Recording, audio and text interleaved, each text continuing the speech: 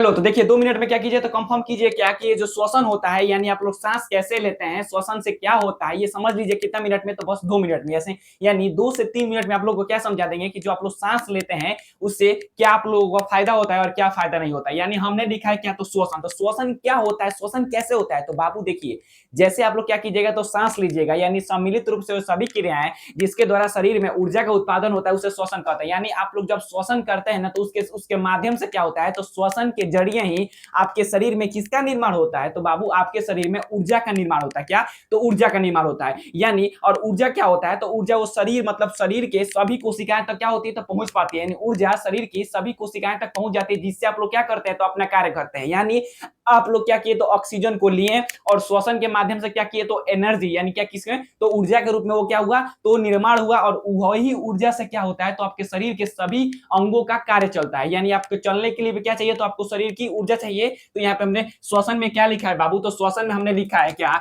कि सम्मिलित रूप से, क्या बाबू, तो सम्मिलित रूप से वे सभी क्रियाएं, यानी सम्मिलित रूप से वे सभी क्रियाएं जिसके द्वारा क्या होती है, तो जिसके द्वारा शरीर में क्या बाबू, तो जिसके द्वारा शरीर में ऊर्जा का क्या होता है, तो ऊर्जा का उत्पादन होता है। किसका बाबू, तो ऊर्जा का उत्पादन होता है। उत्पादन होता है क्या कहलाता है, तो श्वसन कहलाता है। ठीक है, अब देखिए जो ऊर्जा का उत्पादन होगा ना बाबू, जो ऊर्जा का उत्पादन होगा वो संचित किस रूप में रहता है, तो एटीपी के रूप में क्या होता है, आपके शरीर में संचित होता है। यहाँ पे क्या लिखा है, तो यहाँ पे हमने लिखा है कि यह ऊर्जा बाबू, यह ऊर्जा एटीपी के रूप में क्या होता है, तो संचित रहता है। क्या रहता है, किसके रूप में, तो एटीपी के रूप में संचित रहता है। और जो एटीपी का फुल फॉर्म होता है ना, तो उसका नाम है एडिनोसिन ट्राइफॉस्फेट। आपसे ऑब्जेक्टिव में क्या पूछ सकता है कि एटीपी का फुल फॉर्म बताओ, तो क्या बोलिएगा, एडिनोसिन ट्राइफॉस्फेट। ठीक है, अब देखिए यहाँ पे एक पॉइंट लिखा है कि ऊर्जा उत्पादन के लिए, किसके लिए, तो ऊर्जा उत्पादन के लिए कोशिकाएं मुख्यतः ग्लूकोज का उपयोग करती है। किसका बाबू,